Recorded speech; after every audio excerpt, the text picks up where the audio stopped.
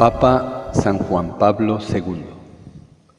Audiencia General, 28 de septiembre de 1988. Sábado, quinta semana de Cuaresma. El hecho que en definitiva precipitó la situación y llevó a la decisión de dar muerte a Jesús fue la resurrección de Lázaro en Betania. El Evangelio de Juan nos hace saber que en la siguiente reunión del Sanedrín se constató: este hombre realiza muchos signos. Si le dejamos que siga así, todos creerán en él y vendrán los romanos y destruirán nuestro lugar santo y nuestra nación. Ante estas previsiones y temores, Caifás, sumo sacerdote, se pronunció con esta sentencia: conviene que muera uno solo por el pueblo y no perezca toda la nación. Juan 1, 47, 50. El evangelista añade: esto no lo dijo de su propia cuenta, sino que como era sumo sacerdote aquel año, profetizó que Jesús iba a morir por la nación, y no solo por la nación, sino para reunir en uno a los hijos de Dios que estaban dispersos. Y concluye: desde este día decidieron darle muerte. Juan 11, 51, 53. Juan de este modo nos hace conocer un doble aspecto de aquella toma de posición de Caifás.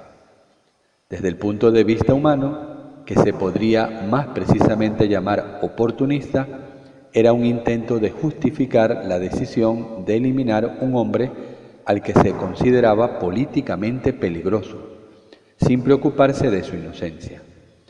Desde un punto de vista superior, hecho suyo y anotado por el evangelista, las palabras de Caifás, independientemente de sus intenciones, tenían un contenido auténticamente profético, referente al misterio de la muerte de Cristo, según el designio salvífico de Dios. Aquí consideramos el desarrollo humano de los acontecimientos. En aquella reunión del Sanedrín se tomó la decisión de matar a Jesús de Nazaret.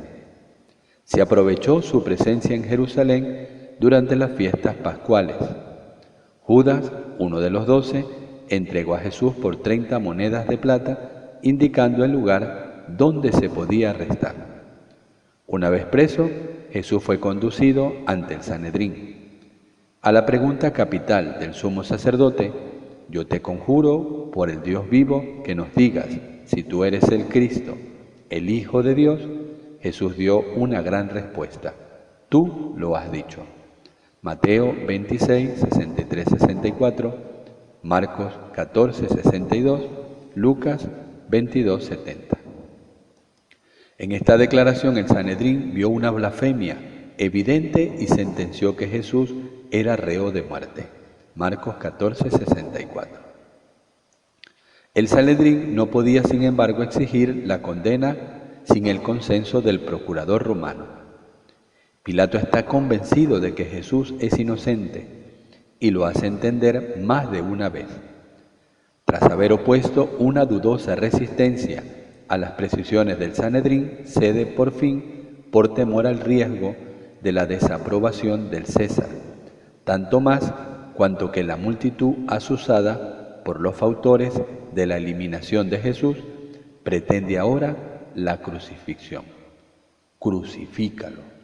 Y así Jesús es condenado a muerte mediante la crucifixión.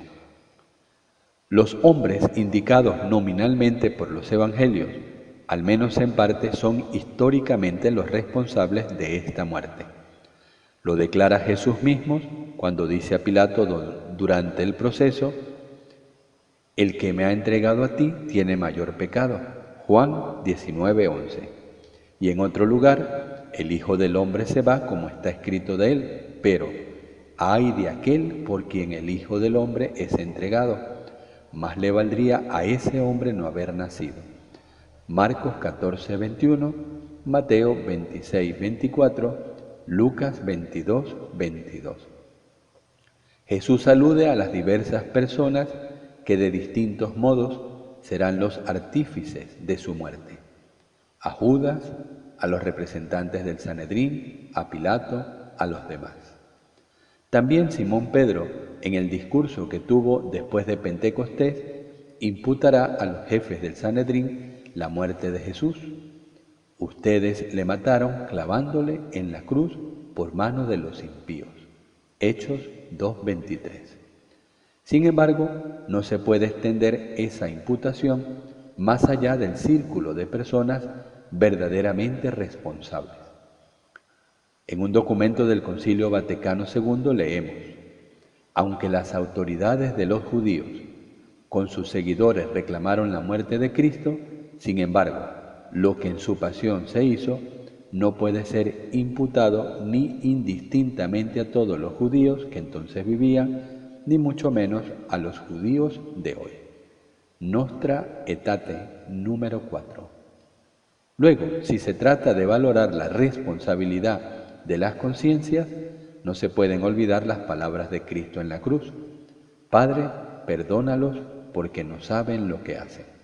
Lucas 23:34. El eco de aquellas palabras lo encontramos en otro discurso, pronunciado por Pedro después de Pentecostés. Ya sé yo, hermanos, que obraron por ignorancia, lo mismo que sus jefes. Hechos 3:17.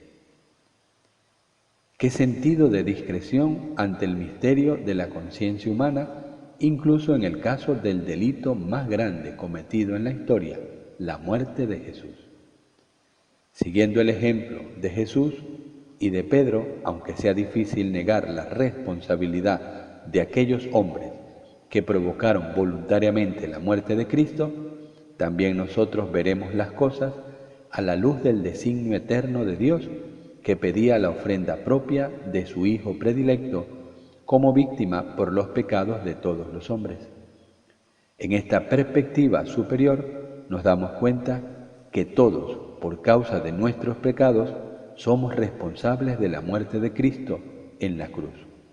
Todos, en la medida en que hayamos contribuido mediante el pecado a hacer que Cristo muriera por nosotros como víctima de expiación. También en este sentido se puede entender las palabras de Jesús: el Hijo del Hombre va a ser entregado en manos de los hombres, le matarán y al tercer día resucitará. Mateo 17:22. La cruz de Cristo es, pues, para todos una llamada real al hecho expresado por el apóstol Juan con las palabras: la sangre de su Hijo Jesús nos purifica de todo pecado. Si decimos no tenemos pecado, nos engañamos y la verdad no está en nosotros. Primera de Juan 1:7-8. La cruz de Cristo no cesa de ser para cada uno de nosotros esta llamada misericordiosa y al mismo tiempo severa a reconocer y confesar la propia culpa. Es una llamada a vivir en la verdad.